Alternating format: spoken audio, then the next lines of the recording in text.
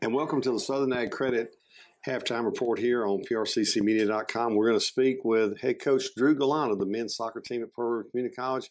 Drew, first and foremost, thanks for taking some time for us. Yeah, anytime, Gary. So, man, look, big win for your team coming off the road, going on the road, I should say, coming off that win to go 3-0 in South Division at Northwest. We'll talk about that. Then we'll also kind of jump back and talk about your two previous division games. But any time in this league, in any sport, if you can go on the win and get a conference win, you got to feel good about your team. Yeah, we feel really good about last night, going out, getting a 4-0 win, maxing out goal differential in the conference, getting a shutout, which is something we've struggled with lately.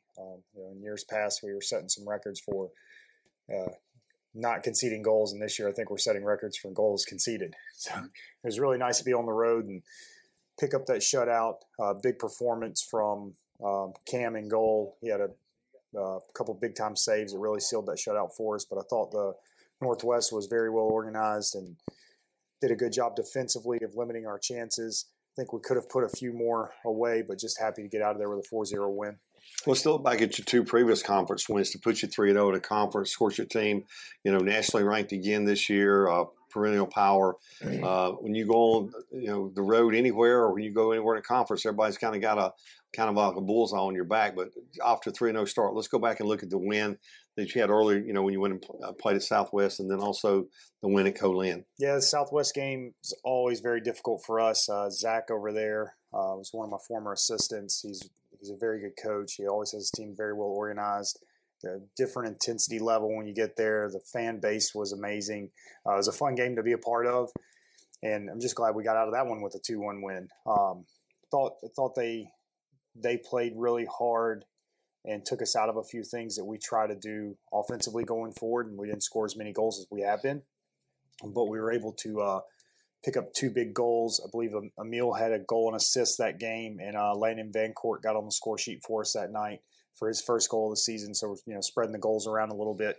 But that just always difficult to go over there Southwest. I'm so glad it was early in the season. I could get that one in early and get it over with. Then you come back a home win against Colin. Little shootout here. I had a chance to actually watch some of this match on the video, and a little shootout there. It was. I've been telling people I think Colin's a lot better this year. They've got a really good goal scorer up front who proved it against us, but we're very good at scoring goals and creating chances. It's kind of how our season's going. We've had a 6-5 win. Now we've had a 4-5 win. a 5-4 win. Then we had a 4-3 loss in there along with it. So we've scored lots and lots of goals, but we conceded a lot. We had a lot of defensive errors that game. We kind of gifted them a few things, but they're one of the better teams in the league this year. They actually even got a big result last night against Gulf Coast. Ended up going over there and tying against Colin. So that, I think, that shows how good our result of 5-4 win is against them. So that was really, really pleased with the boys to fight through the adversity, going down several times in the game and pull the win out and then see it out. Drew, every year in community college in every sport, you got to somewhat reload. The roster gets flushed to a certain extent. You have some holdovers. This year, no different for you. Let's talk about the makeup of your team and some of the folks who have been getting it done for you. Yeah, obviously, Tiago's back for us. He was an All-American last year. He's off to a great start. He's got 11 goals already this season, 4 assists. He's just rolling along. He's picked up back-to-back hat tricks. Just big target up front. He draws a lot of attention, and with this year we've been able to bring in a really good winger to draw some of that attention away from him and stretch the field out with Emil Korfitson. Emil's got 5 goals and 9 assists right now. And that's just the ones that go on the stat sheet. I know he's caused 2 penalties and 2 free kicks that have led directly to goals, and you don't get those on the stat sheets, but he's just creating all those opportunities for us. And that really helps Tiago out, take the load off him a little bit. And we needed somebody to help with goal scoring. When we lost Chris Dahmer last year, is at UNC Charlotte right now. I think they're number 9 in the country, and Dahmer's getting good minutes up there. So we had big shoes to fill. While Emil's not the same position or the same type player, he still brings he has that same productivity that Dahmer did. And then we got little Tico, our little Dutch kid, out on the other wing who's starting to see a lot more opportunities just because there's so much attention on Emil. Tico's starting to put up some numbers for us, but we returned Noah Fazal in the midfield. Noah's just a great box-to-box midfielder who you can always depend on him to to do all the dirty work, work hard. He's always good on the ball. He's really more the link-up play, so he doesn't put up as many numbers, but he's that perfect personality for the role that he plays. Mark Peden slid back into the midfield for us this season. Last year he saw some decent minutes, but he's just taking that role over as a defensive mid or holding mid in there for us, and just very calm on the ball, can make sure we move the ball one side to the other, get us out of pressure. And then can't forget Cameron in the goal. I mean, Cameron's been great for us. While we have given up a lot of goals recently, he's had 2 shutouts in the last 4 games, maybe. I mean, and then he only conceded 1 goal against Southwest. I mean, those are big numbers.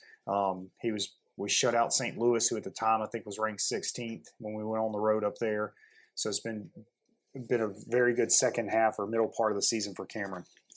I want to go back to talk about Tiago a little bit. It's not often you see a 6'4" soccer player who moves like him. Yeah. Every time I watch him on the video when Tyler's calling it, I'm just amazed that this guy could probably play 3 or 4 sports. But, I mean, he's 6'4", probably about 175, 180 pounds. And he is so agile. And I know that presents problems for the other team, but just kind of talk about that, a 6'4" soccer player. Yeah, you come across him, but not with the skill set that he has. He's so smooth. Like you said, he's agile. Where most of the time you come in the bigger players, they're probably playing at center back and they're very direct. Or if they are up front, they're just a big brute looking for balls in the box. And he has scored a few headers. He scored one last night off a corner.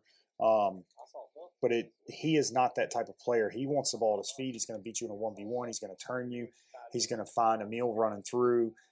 He's so long and lanky. Like defenders think they have good positioning on him and they're going to be able to clear a ball off a service out of Emil, and all of a sudden Tiago's poked around them and just tapped a goal in, and that they don't realize they're going to have issues with. Well, let's talk about the future. You're going to have a nice homestand coming up here. You get to play at home a couple, 3 or 4 games in a row. That's going to be nice. Yeah, it's going to be nice to be home. Big game coming up Friday night, Meridian, another rivalry game now, thanks to former assistants moving on. So we know we got a huge matchup coming in Meridian. They haven't lost in conference yet, but they have also they haven't won, so they're really needing points. We're expecting a massive game, rivalry game from them. They'll be very, very well coached. So hopefully we can have a good home win to open up that homestand. And then on Sunday you have National Park in here, and then you got a little break in there. Then come back next Friday and the following Tuesday with 2 more division games. Yeah, National Park. I really think National Park's a team that can make the national tournament, so that's why we picked them up mid-season. It's not normal for us to pick a game up right there, but them coming in from Arkansas, we were up there last year against them, and they were a really good team. But they were willing to do the return trip this year. I think that they'll be a team at the national tournament, so I had to jump at a chance to get that game so we can help our ratings and get the higher competition, and also see how much of a challenge we can put on the boys going on a Friday, Sunday game. It's not an easy turnaround in soccer to play with only 1 day of rest. You're in your 9th season here. You were telling me before we started the interview, you'll soon be here 10 years at Pearl River. Of course, you're an All-American Hall of Famer here. But you've seen this program grow from the ground up. You talk about assistants who've gone on to be head coaches somewhere. That's a mark of a great program that you put in place. When you can do that, you develop your own competition. Maybe not sometimes something you want to do, but it happens. But just the progression of that. And also, if people make it out here to the pitch, there's some improvements going on. So let's kind of first talk about 9 years here, what that's been like for you, and then also talk about some improvements coming down the road. The first thing is I'm going to stop giving references. No more good references to assistant coaches, the current assistants, Joe and Brandon, who do an amazing job for us. I've already told them they don't get a reference from me at all. They're too good at what they do, and last thing I need is another stressful rivalry game, but I'm sure it's coming. So, yeah, and then the growth of the program, the facilities out here has been amazing. We have some new upgrades going in right now. They're building a new grill out area, pavilion in between the bleachers. That's been really a game changer for that side of the field. We had new fencing put in. We've got new dorms coming in, which people are probably wondering, why would the dorms change your facility? Except for the dorms are literally built on our field, 10 yards from our field. Mm-hmm. So the new men's, women's soccer dorms. Those are separate, by the way. Men's dorm, women's dorm. Just clarify real quick. And then the baseball and softball dorms coming out here is just going to be a different atmosphere for us that nobody else has to offer. Our players are right here at the field, and then just the view it'll provide from that end. It's just things changing so much. You got some folks you want to make sure I got to make sure to mention all of our sponsors out there, especially Polk Sausage. Being one of our big sponsors here, El Mariachi, our local Mexican place that does such a good job of taking care of our players and providing really good meals for us. And then Moto House of Picayune, who really took care of some things for us with transportation on campus here. If you have any side-by-side or Sea-Doo or any of that fun water sport needs, make sure you check out Moto House of Picayune. Drew, look forward to the homestand for folks. And we're going to continue talking about Pearl River Soccer now, joined by women's head coach Henrik Madsen. Henrik, first and foremost, my friend, good to see you as always. It's good to be here. Thank you so much. Let's talk about, first, let's jump into the season. We'll talk about some other things, but you had to go on the road just a day ago and take on the number one team in the nation. A great first half by your ladies. I watched the game, a great first half, but give credit to Northwest. They got a strong team, and in the end, they got us in the second half. Yeah, I mean, obviously, it's always exciting when you get a chance to go on the road and take on the number one team in the country and kind of see where we stand. And like you said, I thought the girls played really well in the first half, created some good opportunities to maybe go ahead. And then we got a little unlucky in the second half, and then they showed why they're number one. I mean, they scored a goal and then they pressed forward and got a couple more. So, but the girls recovered and finished the game strong. So I was very happy. So you're with that loss, you go to 2-1 in the conference. Let's kind of talk about the first two conference games. You get a win at Southwest, and you come home and you get a win at Colin. But, going on the road and getting wins in this league, I was talking to Drew about this earlier. It's tough in this league to go on the road and get a win. And you start off having to go on the road to Southwest, and you get a 1-0 win there. Yeah, I mean, I think obviously anytime you get a win in this conference, it's a good day. The Southwest game was tough for us just because we'd been off for almost 3 weeks there, and then had that forfeit with Mineral area. So it was tough to kind of get back going. The girls dug in and scored an early goal and then held on. And then we came back home, played Colin, and took care of business in the second half. Let's talk a little bit about your team thus far, the makeup of your team, and kind of give us some insight. What do you see? And some of the ladies have been making a huge contribution to your success so far.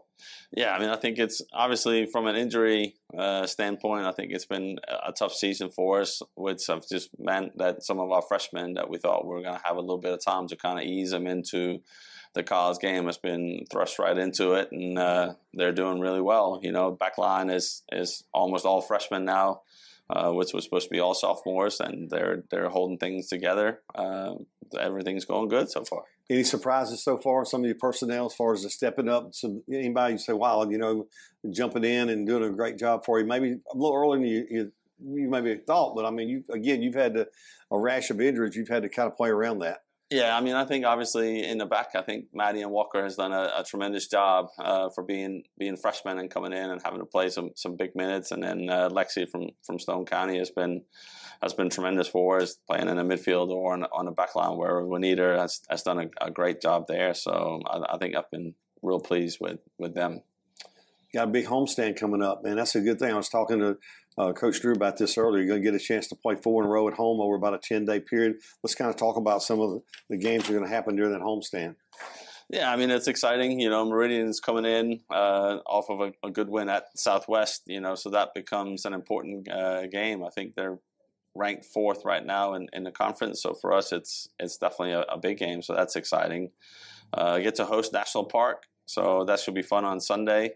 Hopefully we'll take care of business there. And then we get to host Holmes next Friday, which will be a 7 p.m. kickoff for the girls. They get to play under the lights.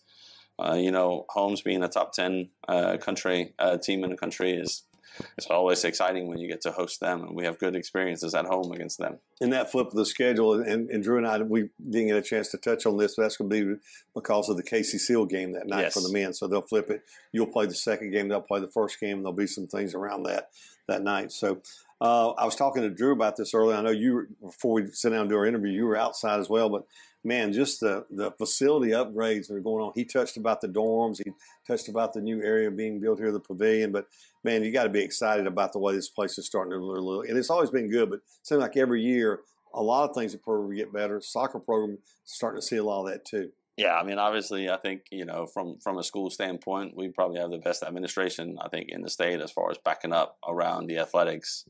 The new dorms, the new things that we're building. I mean, it's going to end up being a big stadium field here just on a soccer field, which is really cool. And, I mean, obviously, we think we have the best home field in the conference easily. So, I'm not saying it's a competition, but maybe a friendly competition, watching you and Coach Cavan interact with your two different teams. So tell us a little insight on something him, well, maybe a little funny story, something someone may not be aware of.